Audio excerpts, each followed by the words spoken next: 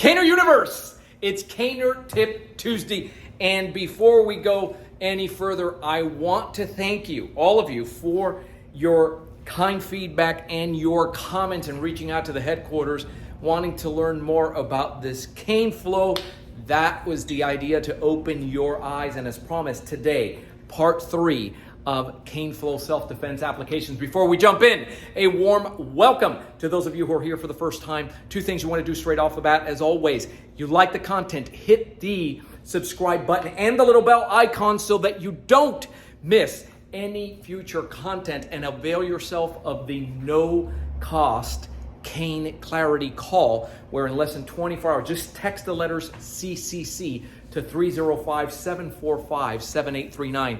In less than 24 hours, we will be in a phone call listening to you. If you're brand new, that is perfect. That's what you want to do so you don't waste time, funds, and it's going to save you tons of frustration trying to figure out this whole cane culture by yourself. Everything from what cane to get, but more importantly, how to get cane trained wherever you are in the world. Okay, that's what ACSD, that's our specialty.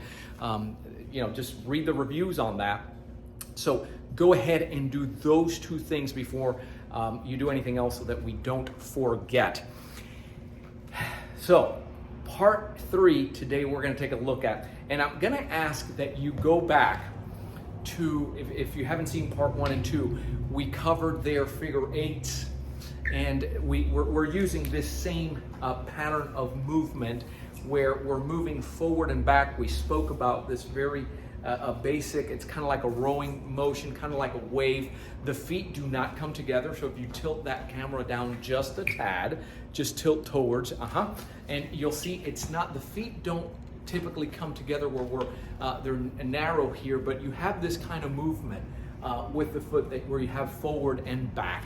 And so what you want to be able to do is go back and take a look at figure 8s. I went over that, went over steering wheel, and today we're going to look at something called question mark.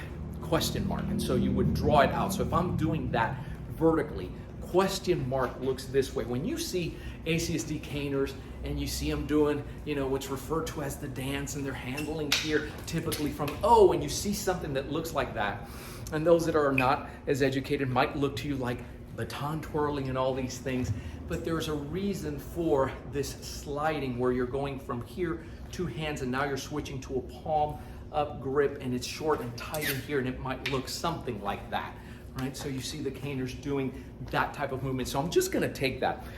If you're here for the first one, this is your first one, you're starting in part 3, that's fine. Go back, you may want to review and reference the other 2.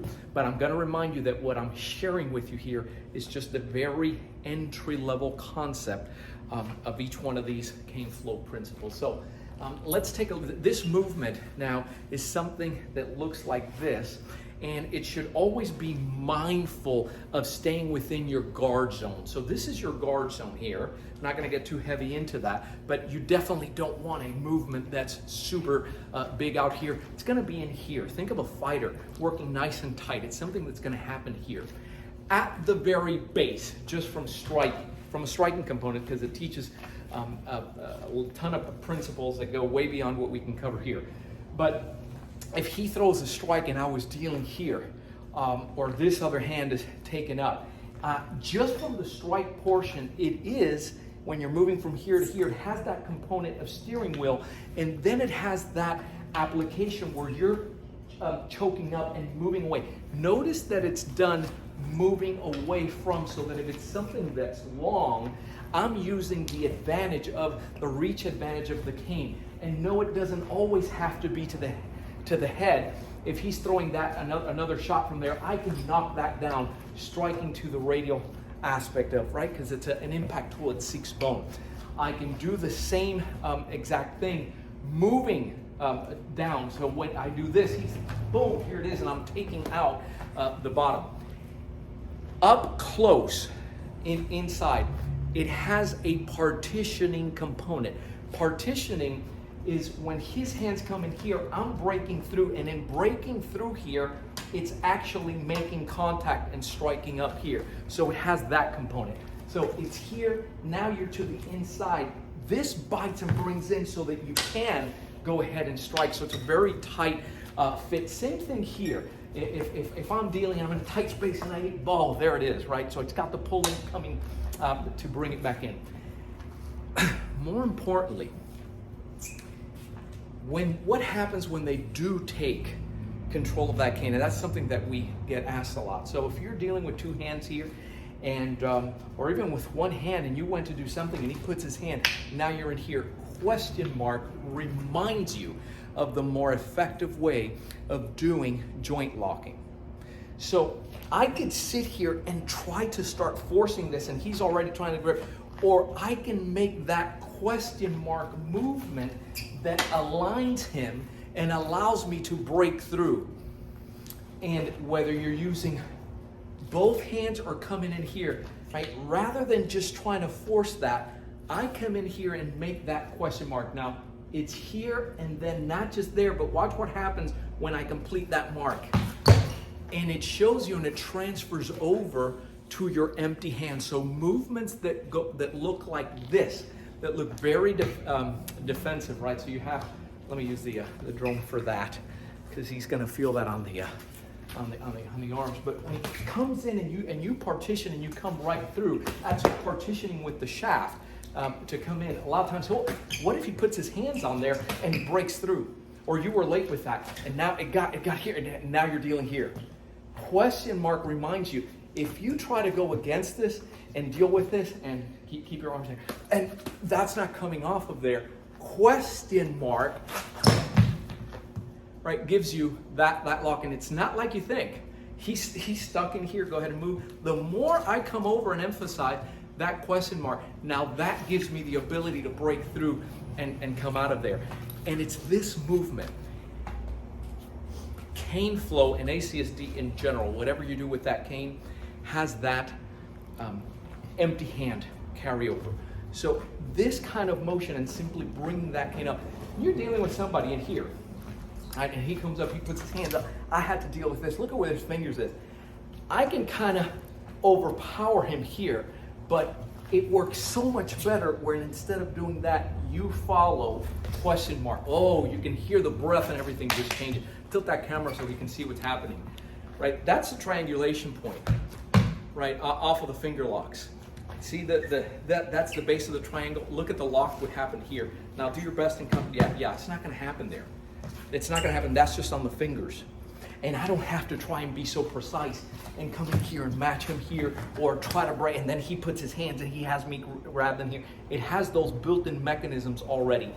Question mark on anything that I do, any type of grab that he puts in, and I go, question mark reminds you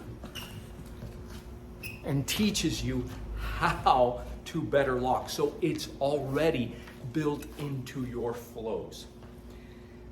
Okay, so go back. The same thing happens with, we have a firearm or anything we can use really quick, because I've been showing that. I showed it on the last segment.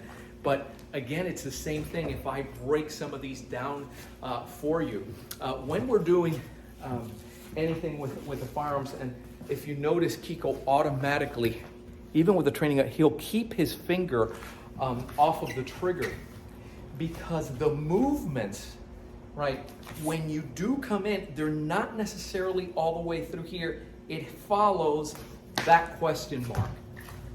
It follows question mark. So this question mark training shows you locking, right, within that flow. When you start putting it all together, right, you start having something here that you can work with. Now I'm going here to the crook. I'm just going to stay to the shaft. But you see, so that the next time you're seeing something like that, you're better educated as to why ACSD Caners move the way that they do and practice handling the way that they do. Feel free to comment, ask questions on it. I appreciate it. I've enjoyed communicating with you guys and everything you send over to the staff and our coaches who are doing a fantastic job in expressing and communicating and explaining why it is that we do what we do. But I'd love to meet with you if you're coming down. Those of you that are up for it, we have The fall cane immersion happens September 20th through the 23rd, and it's already over 70% full. Text fall 2022 to 305-745-7839. But before we do any of that, let's just have that cane clarity call so that you get it straight from the onset and have all your questions answered. I'm Joe Robaina for American Cane Self Defense. Thanks for watching. Keep caning. Stay safe.